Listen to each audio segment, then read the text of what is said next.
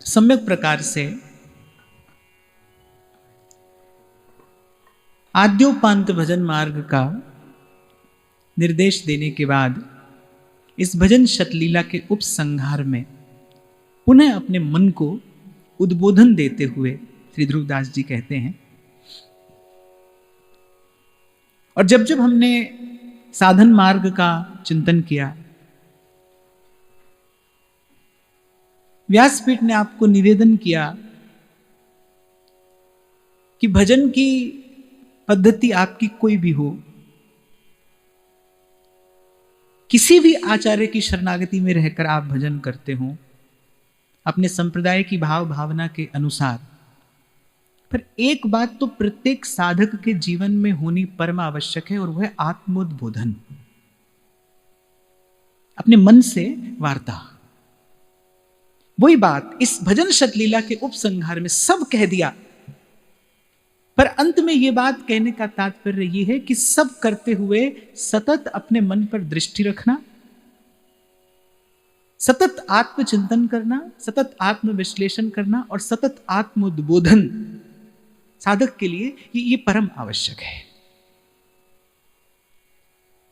साधन मार्ग का पथ्य क्या है, कुपथ्य क्या है,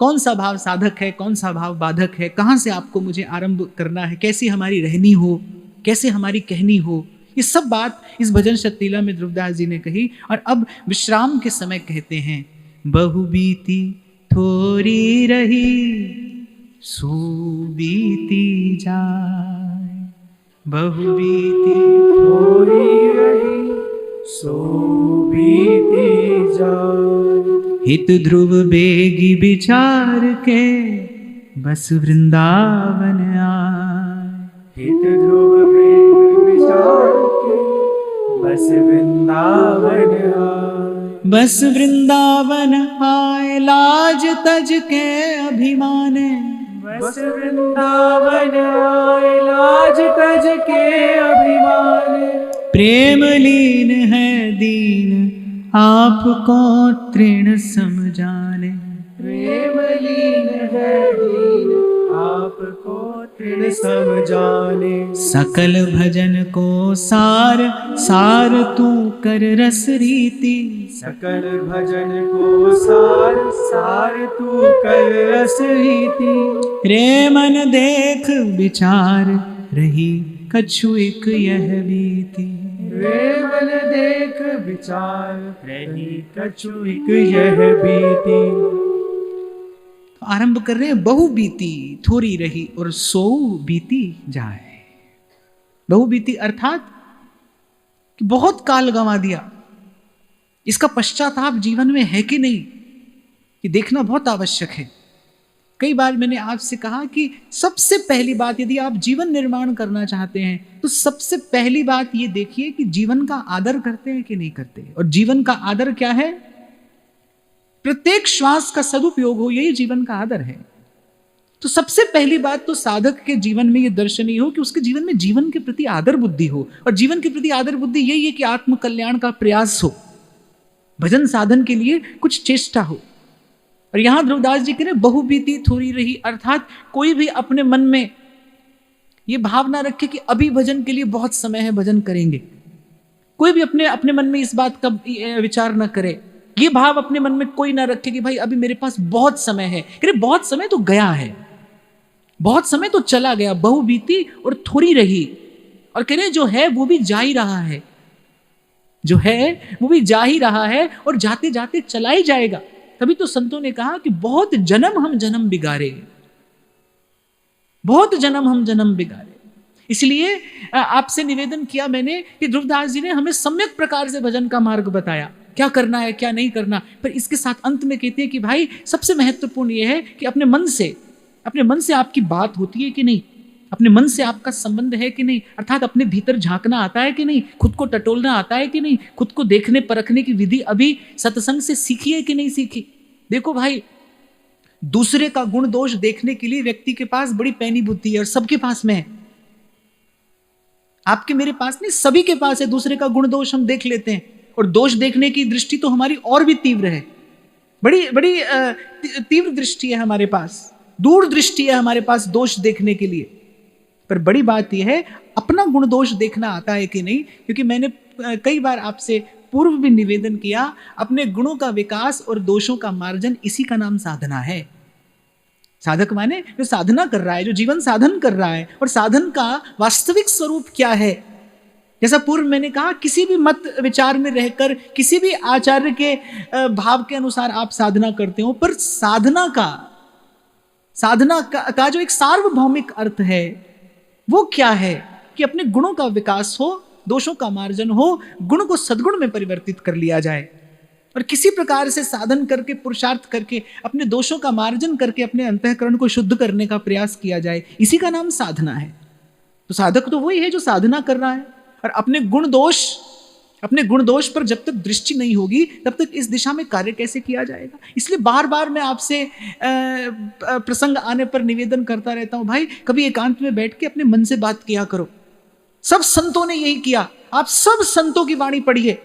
तुलसीदास जी अपने मन से कह रहे हैं, रे मन श्री हरिवंश भज जो चाहत विश्राम, जे रस बस ब्रज सुंदरिन छाड़ दिए सुखधाम। संत कहते रे मन ऐसे कर संन्यासा। आप देखो, साधन में प्रवृत्त हो जाने के बाद, वृत्ति अंतर्मुखी हो जाने के बाद, सब संतों ने अपने मन से ही बात की है, किसी को उपदेश नहीं कर रहे हैं। स्वान्तः सुखाय तुलसी रघुनाथ गाथा।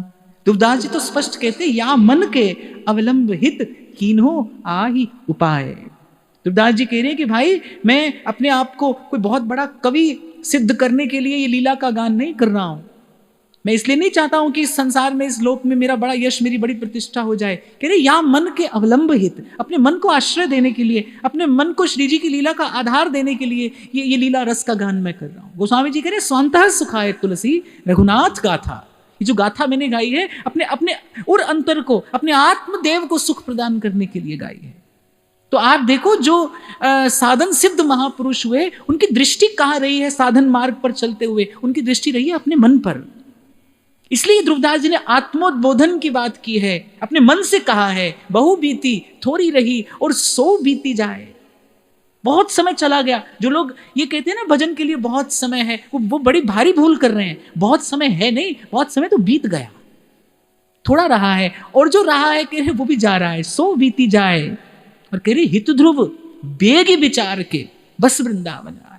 बेगी माने अब और देर मत करिए, जितना विलंब हो गया सो तो हो गया, अब और देर मत करिए। अब तो जहां जैसे हैं बस वहीं से अपने मन को श्री जी की ओर मोड़ लीजिए, डालिए अपने आप को इस भजन पथ पर। बस बेग विचार के बस वृंदावन आए। आप अपने पूर्वाश्रम में राजा थे, राजा सावंत सिंह।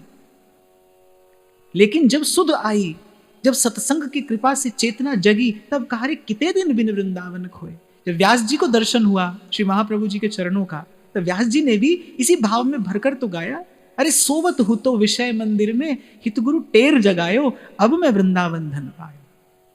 तो ये तो कह रहे हैं यूं ही वृथा गए सब अबलो राजस संग समोए। राजस संग अर्थात बोले मैंने केवल रजोगुणी व्यक्तियों का ही संग किया। रजोगुणी व्यक्ति कौन होता है? जो केवल देह और गेह के सुख के अतिरिक्त कुछ और विचार न कर पाए, जो केवल स्वार्थ की बात करे, स्वार्थ का ही चिंतन करे, स्वार्थ के सुख का विचार करे, बस वही रजोगुणी व्यक्ति है। और एक भजन मार्ग पर चलने वाले एक साधक को अगर सबसे बड़ी हानि है तो इस प्रकार के रजोगुणी व्यक्ति के संग से। अच्छा देखो, एक और बड़ी अच्छी बात मैं आपको बताऊं कि तीन ही वृत्तियां प्रधान है, या तो कोई व्यक्ति सतोगुण प्रधान होगा, या रजोगुण प्रधान, या तमोगुण प्रधान होगा। जो तमोगुण प्रधान होगा ना, वो तो भजन साधन करने वाले के निकट आएगा ही नहीं, वो नहीं आएगा। आएगा भी तो भजन साधन करने वाले का उससे मेल कभी होगा ही नहीं। लेकिन जो रजोगुणी है उससे बहुत बड़ी हानि है। रसिक संतों ने कहा रज छाड़े रज पाइए, और कहा रज पाए रज जाए। माने जैसे जीवन में रजोगुण आता है, ऐसी वृंदावन की रज का, वृंदावन के भजन का जो रस है बोले वो समाप्त हो जाता है, मंद पड़ जाता है, शिथिल पड़ जाती है भजन भावना रजोगुणी व्यक्ति के संग से। पूर्व भी हम चर्चा कर रहे थे ना भाई, सत्संग तो करना ही है, सतत सत्संग भी करना है, और सतत कुसंग से बच के भी रहना है। कुसंग से बचकर रहने की जो सामर्थ्य है वो सत्संग ही प्रदान करता है। नहीं तो जीव की स्वाभाविक ही वृत्ति है कुसंग में प्रवृत्त होने की, क्योंकि आपको मुझे जन्म जन्म से संसार के सुख का अभ्यास है ना, तो जिसका अभ्यास है उस ओर मन को ले जाने के लिए कोई बड़ा परिश्रम थोड़ी करना पड़ता है, उस ओर जाने से रोकने के लिए परिश्रम करना पड़ता है। आज जितने भी लोग ध्यान लगाने की चेष्टा करते हैं, उस संसार से मन हटाने का ही तो प्रयास कर रहे हैं। साधक को संसार से मन हटाने के लिए तो चेष्टा करनी पड़ती है, लगाने के लिए तो कोई चेष्टा नहीं है, मन तो रमा ही हुआ है संसार में। तो मैं तो ये समझता हूं कि सत्संग के लिए कोई परिश्रम नहीं चाहिए। सत्संग में तो आनंद ही आनंद है। रूखा सूखा व्यक्ति भी आ जाए तो उसको भी कीर्तन का, स्वर संगीत का कुछ आनंद तो मिल ही जाता है। अरे और कुछ नहीं तो प्रसाद का सुख तो है ही। बहुत सब लोग तो इसीलिए आ जाते, बोले चलो प्रसाद तो मिलेगा। तो मैंने सत्संग में तो आद्योपांत आनंद ही आनंद है। जो परिश्रम करना पड़ता है, जो श्रम साध्य है, जहां पर आपको सजग और सावधान रहने की आवश्यकता है, वो तो कुसंग से अपने आप को बचाना। तो जितना आवश्यक है सतत सत्संग करना, उतना ही आवश्यक है अपने आप को कुसंग से बचा कर रखना। अब मैं इसको थोड़ा सरल करके जरूर आपको बता दूंगा कि कुसंग से बचना हो तो सत्संग में बने रहिए। मुझसे एक बार पूछा था किसी ने, बोले आप ये सब करते हैं, इतना सुनाते हैं, इससे क्या होता है? कोई सुधार होता है? सुधर जाते हैं लोग? सुधर जाते हैं? क्या होता है इससे? क्या भगवान मिल जाते हैं? तो मैंने कहा भाई उतनी देर के लिए बिगड़ते नहीं, जितनी देर सत्संग में है उतनी देर के लिए नहीं बिगड़ते। हम तो बस इसी कोई बहुत बड़ी उपलब्धि मान लेते हैं, उतनी देर के लिए मन नहीं बिगड़ता। कुसंग से बचना है तो सुसंग में रहिए। अच्छा, एक और बात मैं कहता हुआ आगे बढ़ूंगा। सत्संग की परिभाषा क्या है? वैसे तो स्वाध्याय भी सत्संग है, नाम जप भी सत्संग है, पर असंग पुरुष का संग ही सत्संग है। जो असंग है, इच्छा द्वेष विहीनेन सर्वत्र समचेतसा, असंग का संग ही सत्संग है। जो असंग है, ना काहू से दोस्ती और ना काहू से बैर। भगवत रसिक देव कहते हैं ना, संत का संग ही सत्संग है। और कह रहे संत कैसा? हरि को भजन, साधु की सेवा, सर्वभूत पे दाया, और हिंसा दंभ लोभ छल त्यागे, विष सम देखे माया। ऐसे तो आपको बहुत मिलेंगे। बोले तुमसे कहेंगे छोड़ दो, फिर आप जाकर पूछोगे कहां छोड़ दे? बोले हमारे पास छोड़ दो। ये तो बहुत मिल जाएंगे आपको। पर कह रहे विष सम देखे माया, सहनशील, आशय उदार, तथा जिसकी वाणी, जिसका भाव सामंजस्य पूर्ण हो, उसकी वाणी से किसी का भी खंडन ना हो। और आशय उदार अर्थात जो सर्व को अपने भाव में आश्रय देने की सामर्थ्य रखता हो। अभी 2-3 दिन पहले हम आपसे यही निवेदन मैं आपसे कर रहा था ना, हम चर्चा कर रहे थे यहाँ पर कि देखो भाई, प्रत्येक जीव अपनी एक यात्रा पर है। उसके कुछ प्रारब्ध हैं, उसके कुछ संस्कार हैं, उसकी कुछ वृत्तियां हैं। अरे एक माता पिता से जन्मने वाले 2 बालक बिल्कुल अलग होते हैं, उनकी रुचियां वृत्तियां बिल्कुल अलग होती है, उनका स्वभाव गुण धर्म सब अलग है।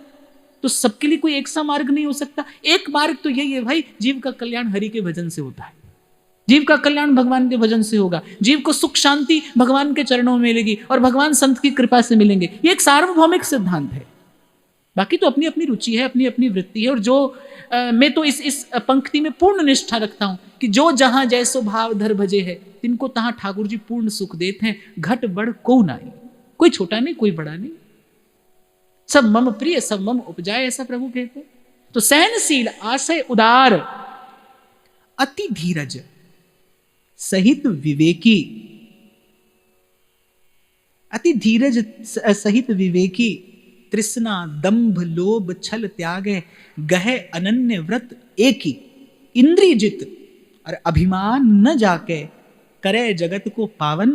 और भगवत रसिक देव कहते हैं, भगवत रसिक तासु की संगति, तीनों ताप नसावन। ऐसे जन का संग त्रिताप नष्ट करने वाला है, जीव को त्रिताप से बचा लेने वाला है। ऐसे जन का संग प्राप्त होते ही भगवद अनुकूलता प्राप्त होती है। और मुझे तो ऐसा लगता है भगवद अनुकूलता से ही ऐसे जन का संग प्राप्त होता है। गोस्वामी जी कहते हैं ना, तुम कृपाल जा पर अनुकूला,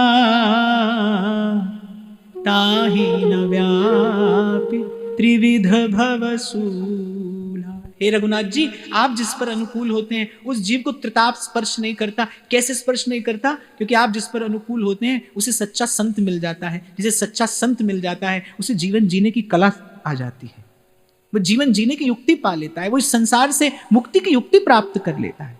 तो असंग पुरुष का संग ही वस्तुतः सत्संग है। मन का ताप दूर करने वाला तो वही है जो जो और अंतर को शीतलता प्रदान करता है, वो तो असंग पुरुष का ही संग है। हाँ, पर ऐसे जन का संग दुर्लभ है। श्री जी कृपा करते हैं तो प्राप्त होता है, पर मुझे लगता है श्री जी कब कृपा करें, किस पर कृपा करें, क्यों कृपा करें, ती रस को लल चाहिए, सत्संग को प्राप्त करने की इच्छा तो हो हमारे भीतर। तो यहाँ श्री ध्रुवदास जी का तात्पर्य यही है भाई, सतत सत्संग में रहना है, कुसंग से सर्वथा अपने आप को बचा कर रखने की चेष्टा करनी है, प्रयास करना है। दुस्संग सर्वथैव त्याज्य। नहीं तो कह रहे कुसंग पशु जो है वो चर लेगा, आपके जो सारे नन्हे नन्हे अंकुर फूटे होंगे ना हृदय की भूमि पर भजन भाव के, बोले कुसंग का पशु बोले सबको चर लेगा, वो सबको नष्ट कर देगा। कल भी मैं आपको एक छोटा सा उदाहरण दे रहा था, औषधि भी करते जाओ, कुपथ्य भी करते जाओ, तब वहीं के वहीं है, रोग तो वहीं का वहीं है, ज्यों का त्यों है। तो साधक से ऐसी असावधानी ना हो, ऐसी असावधानी ना हो, और टटोलना चाहिए अपने भीतर कि आज तक जो जीवन मैंने व्यर्थ गंवा दिया, क्या उसका मुझे कोई पश्चाताप है, क्या उसकी कोई वेदना है मेरे भीतर। एक और बात मैं आपको निवेदन करूं, पूर्व भी मैंने शायद कभी आपसे कहा था, ये जो वेदना है ना, यही कालांतर में सामर्थ्य बनती है। जैसे जैसे कोयला हीरा बन जाता है ना, ऐसे ही जो पश्चाताप है, ये जो पीड़ा है, जन्म जीवन खो देने की जो पीड़ा है, यही कालांतर में भजन की सामर्थ्य बनेगी। तो देखो कि पश्चाताप है कि नहीं अपने भीतर, कितना जीवन खो दिया। तो कह रहे हैं कि यो ही वृथा गए सब अबलो राजस संग समोए। अपने रजोगुणी व्यक्तियों का संग किया, जो स्वार्थ और सुख की बात करते थे, जो स्वार्थ के ही सुख की चर्चा करते थे, उन्हीं का संग हमने किया, कुसंग किया। और कुसंग का परिणाम क्या हुआ, हमारी चेतना सोई रही। कुसंग का परिणाम क्या हुआ कि हमारी चेतना सोई रही। और किते दिन बिन वृंदावन खोए, किते बिन वृंदावन खोए, छाड़ पुलिन फूलन की सिजा, छाड़ पुलिन फूलन की सिजा, सूल सरन सिर सोए, सूल सरन सिर सोए।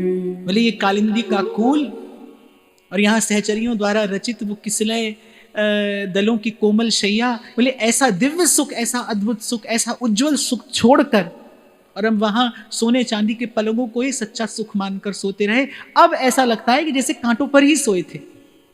सुख तो अब पाया है, अब मैं वृंदावन धन पाया। मैं तो उस दिन भी आपसे कह रहा था ना भाई, सुख पाना तो अधिकार है, पर पहले सच्चे सुख का स्वरूप तो जानिए। जब सच्चे सुख की अनुभूति होती है तब खबर पड़ती है भाई जो आज तक पा रहे थे वो तो निरा दुख था, वो तो निरी पीड़ा थी, उसमें तो क्लेश ही क्लेश था। जैसे ही महापुरुषों को भगवत साक्षात्कार हुआ, जैसे ही महापुरुषों को उस दिव्य सुख की अनुभूति हुई, उनके मुख से सहसा निकला, रे नानक दुखिया सब संसार। जैसी सच्चे सुख की अनुभूति हुई, गा उठे कबीर, चलती चाकी देख के दिया कबीरा रो, दो पाटन के बीच में साबत बचा न को। सुख पाया तब खबर पड़ी दुख क्या है। अब किसी ने कभी प्रकाश देखा ही ना हो तो अंधकार को ही प्रकाश समझता रहेगा। इसीलिए बार बार संत कहते हैं भाई, किसी जागृत महापुरुष के पास जाकर बैठिए, किसी संत के आभा मंडल में जाकर बैठिए, कोई जागृत चेतना, वही आपको झलक दिखाएगी उस सच्चे सुख की। और जैसे ही उस सच्चे सुख की झलक मिलेगी, छूट जाएगा संसार। और संसार ना भी छूटे तो कम से कम संसार से सुख की आशा की जो पाश जिससे आप बंधे हैं, कम से कम वो आश की पाश तो टूट जाएगी। देखो भाई, हम तो प्रारब्ध के बस हैं। जब तक प्रारब्ध है तब तक तो संसार में रहना है, रहना पड़ेगा। लेकिन संसार में रहने में कोई झंझट नहीं है, संसार को अपने भीतर रखने में झंझट है।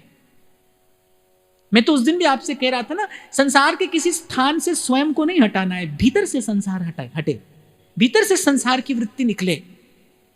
साधना इसी के लिए है कि दीपक भीतर जलाने के लिए है। नाम का दीपक हाथ ले और चलिए बीहड़ बाट, जाए अंधेरा लांघ कर उतर कर्म का घाट।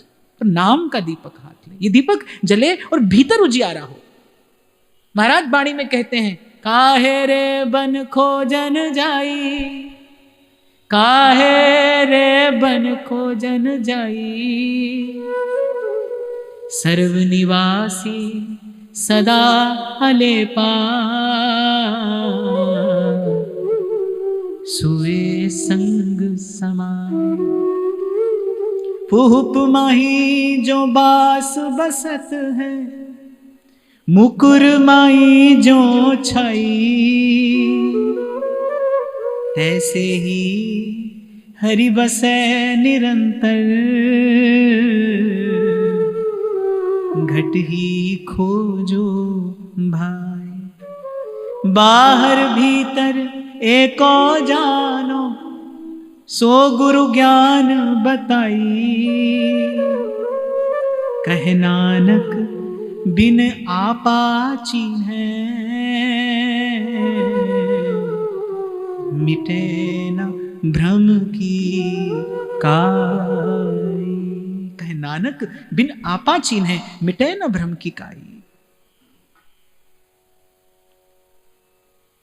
फिर कहते हैं, छाण पुलिन फूलन की सज्जा, और सूल सरन सिर सोए, भीजे रसिक अनन्य नदर से, भीजे रसिक अनन्य नदर से, विमुखन के मुख जोए, विमुखन के मुख जोए, किते दिन बिन वृंदावन खोए, दिन बिन वृंदावन खोए। हरि विहार की ठौर रहे नहीं, हरि विहार की ठौर रहे नहीं, अति अभाग बल जोए, अति अभाग बल जोए।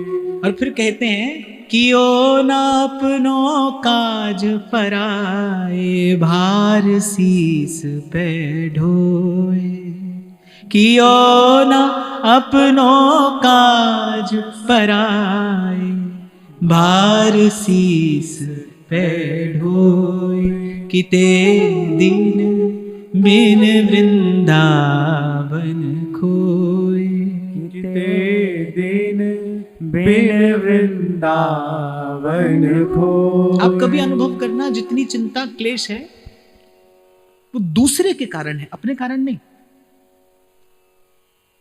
वो दूसरा जिसे हम भूल से अपना मान बैठे, वो दूसरा जो ना तो अपना है और ना किसी विधि से अपना हो सकता है, जिसे भूल से अपना माने बैठे हैं, उसके कारण कष्ट है, उसके कारण पीड़ा है, उसी के कारण क्लेश है। वेदांत में इसी को जड़ चेतन की ग्रंथि कहा है। देखो, प्रेम जो होता है वो सजातीय में होता है, विजातीय में नहीं होता। माने मनुष्य का प्रेम मनुष्य से ही होगा, सजातीय में होता है। और यदि अपना वास्तविक परिचय प्राप्त हो जाए, तो जीव का वास्तविक परिचय क्या है कि भगवत गीता कहती है, भगवान शंकराचार्य कहते हैं, मनोबुद्धिरंकार चित्तानि नाहं, न च श्रोत्र जिह्वे न च घ्राण नेत्रे, न भूमिर्न व्योमस्न तेजो न वायु, चिदानंद रूपः शिवोहम शिवोहम। ये जीव का विशुद्ध स्वरूप है। आपका मेरा विशुद्ध स्वरूप क्या है? मैं प्रिया जी की सहचरी हूं। जैसे ही अपने विशुद्ध स्वरूप से परिचय होगा, यहां किसी से प्रेम आसक्ति कैसे हो जाएगा? आत्म परिचय के अभाव में ही, आत्म ज्ञान के अभाव में ही, तो इसी अज्ञान में ही तो व्यक्ति यहां से संबंध बना बैठता है। आप कभी भी देखना, एकांत में बैठकर इसका खूब चिंतन करके देखो, अपने भीतर उतरो, खोजो, आप पाओगे जितना भी क्लेश मैंने सर पर ढोया है वो किसी दूसरे के कारण है। वो दूसरा जिसे मैंने भूल से अपना मान लिया है। माता को पुत्र की चिंता है, पति को पत्नी की, पत्नी को पति की, घर का जो अपने आप को नायक समझे बैठा है, मुखिया समझे बैठा है, उसे पूरे परिवार को पालने की चिंता है। सोई बात श्री नागरीदास जी कह रहे हैं कि ओ ना अपनो काज पराए, भार शीस पे ढोए, किते दिन बिन वृंदावन खोए। अंत में कहते हैं, नागरीदास बसे कुंजन में, नागरिदास बसे कुंजन में।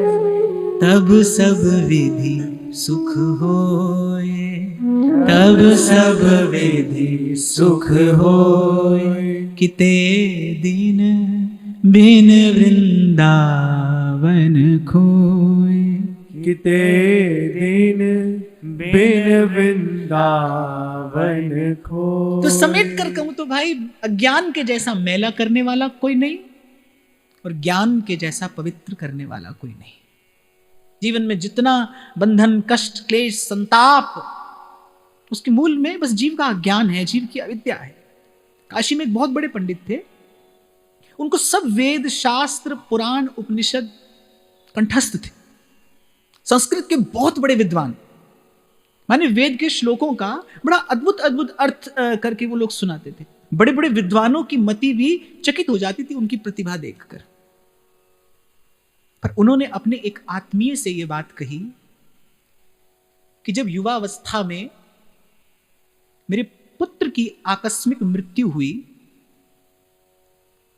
बोले मैं अपने शोक का निवारण नहीं कर सका। सब वेद शास्त्र कंठस्थ हैं, एक से एक अर्थ करके सारे संसार को सुनाते हैं, पर ये क्या है? क्या ये ज्ञान है? ना ना, ये ज्ञान नहीं है, कुछ और है। ये विद्वत्ता है, ये प्रतिभा है, पूर्व के पुण्य से प्राप्त होती है, ये बुद्धि को चमत्कृत कर सकती है, पर ये ज्ञान नहीं है।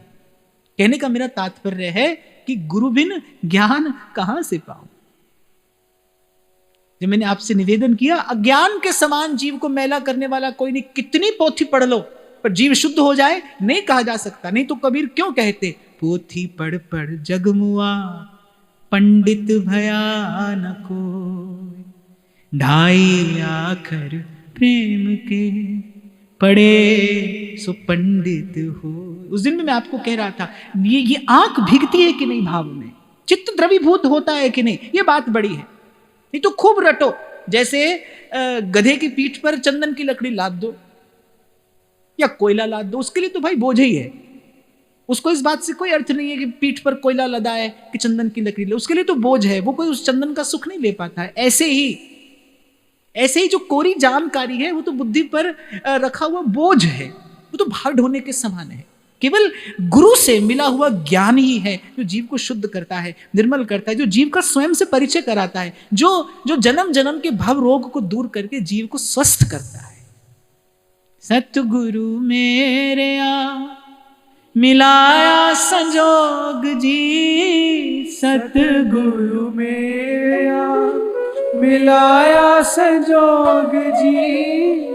दुख कटे सारे मेरे, दुख कटे सारे मेरे, हुइया निरोग जी। जन्म जन्म दिया कटियां बीमारियां, जन्म जन्म दिया कटियां बीमारियां। जदों तेरे नाम दिया, जदों तेरे नाम दिया, चढ़िया खुमारियां किथों ने रंगाइयां। तो नागरिदास बसे कुंजन में, तब सब विधि सुख हुए। सोई बात ध्रुवदास जी कह रहे, हित ध्रुव वेग विचार के और बस वृंदावन आई। और फिर कहते हैं, बस वृंदावन आई लाज तज के अभिमाने। दो बात छोड़कर रहना वृंदावन में, लज्जा और अभिमान। लज्जा अर्थात जैसे एक व्यक्ति जो साधनहीन है, कभी कभी देखा जाता है उनमें एक प्रकार की लज्जा होती है। छोटे होने के कारण लज्जा संकोच होता है, बड़े होने के कारण अभिमान होता है। तो यहां ध्रुवदास जी कह रहे, वृंदावन में ना छोटे होकर रहना है ना बड़े होकर रहना है। छोटे हम इसलिए नहीं है क्योंकि श्री जी का आश्रय है,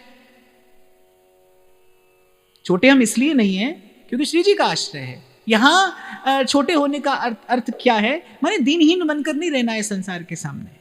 संसार के सामने हाथ नहीं पसारना है, अपने जीवन में किसी प्रकार के अभाव को अनुभव नहीं करना है। हम प्रभु के हैं, प्रभु हमारे हैं, प्रभु की हम पर कृपा दृष्टि है। श्री रघुनाथ जी कहते हैं अयोध्या वासियों से बात कि कहूं भगति पथ कवन प्रयासा, जोग न जप तप मख उपवासा।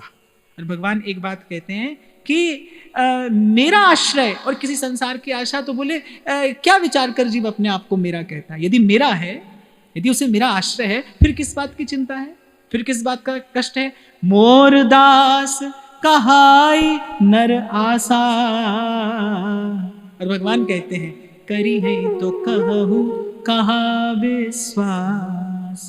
मेरा दास कहलाकर और संसार की आशा लगाता है। मोर दास कहाई नर आशा, बोले करे तो कहूँ कहा विश्वासा। फिर श्री ठाकुर जी कह रहे उसको मेरा क्या विश्वास है, प्रभु का विश्वास है। हम कोई दीनहीन नहीं है, हम श्री जी के हैं, श्री जी हमारे हैं। हस अभिमान जाई जन भोरे, मैं सेवक रघुपति पति मोरे।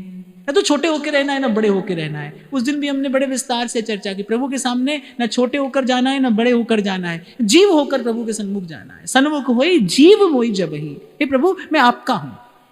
जीव अर्थात भगवान ने कहा मामई वांश है, जीव लोक है, जीव भूत है, सनातन है, मेरा अंश है। मेरा अंश है माने मेरा है। हम प्रभु आपके हैं, आप हमारे हैं। बस इसी भाव से श्री जी के सन्मुख जाना है। देखो भाई, ये सुख दुख, ये छोटा बड़ा, ये हानि लाभ, यश अपयश, जीवन मरण, ये सब तो विधाता के हाथ में है। ये पूर्वकृत कर्म का परिपाक है। मीरा जी ने कहा ना कि मूर्ख को तुम राज दिए हो, पंडित फिरे भिखारी। साधारण बुद्धि से ये बात समझ में नहीं आती, पर क्या है, कर्म की गति है और बड़ी सूक्ष्म है, बड़ी सूक्ष्म है। जीव के पास इतनी बुद्धि नहीं है कि वो कर्म की गति का विचार कर सके। अरे जीव तो इतना मूढ़ है, वो शुभ अशुभ कर्म का विचार नहीं कर सकता। जबकि भगवान ने कहा कर्मण्यवाधिकारस्ते मा फलेषु कदाचन, कर्म पर आपका अधिकार है, फल पर मेरा। करने पर हमारा अधिकार है, होने पर हमारा अधिकार नहीं है। केवल करने में हमारा अधिकार है। जिसमें हमारा अधिकार है हम तो उसका भी ठीक प्रकार से विचार नहीं कर पाते। शुभ अशुभ का विचार हम कहाँ कर पाते हैं, अपने हित अहित का चिंतन हम कहाँ कर पाते हैं। तो कर्म फल की गति तो बड़ी सूक्ष्म है। तो मीरा जी कह रहे कर्म की गति न्यारी। मूर्ख को तुम राज दिए हो और पंडित फिरे भिखारी। देखा जाता है संसार में, ये तो प्रत्यक्ष दर्शन कर सकते हैं आप। मीरा जी हंसते हुए कहती हैं उज्जवल वर्ण दीनी बगुलन को और कोयल कर दी कारी। क्या है ये, पूर्व कर्म का फल है भाई। आप बहुत देखेंगे अयोग्य व्यक्ति, अपात्र व्यक्ति, अनधिकारी व्यक्ति सब सुख भोग रहा है, सब सुख भोग रहा है। बहुत लोगों के मन में प्रश्न होता है, अरे अमुक व्यक्ति तो कुमार्ग पर चलता है, अनीति करता है, उसके पास सब सुख सुविधा है, सब साधन है। कुछ नहीं है भाई, पूर्व के पुण्य का फल है, समाप्त हो जाएगा। क्षीणे पुण्य मर्त्य लोकम विशंति। अरे पुण्य समाप्त होने पर तो जीव स्वर्ग से धकेल दिया जाता है। ये तो संसार का सुख है। और मैं तो कहूं कि संसार में चाहे भी ना व्यक्ति भरसक प्रयास कर ले तो भी सुखी हो ही नहीं सकता। उस दिन भी मैंने आपको निवेदन किया, जीव के साथ 5 क्लेश लगे हैं भाई, उनके रहते वो सुखी नहीं हो सकता। सोने के महल में सोता हो, रसखान कह रहे अरे कंचन के मंदिरन डीठ ठहरात नहीं। सोने का घर, दृष्टि नहीं टिकती, हाथी बंधे हैं बाहर।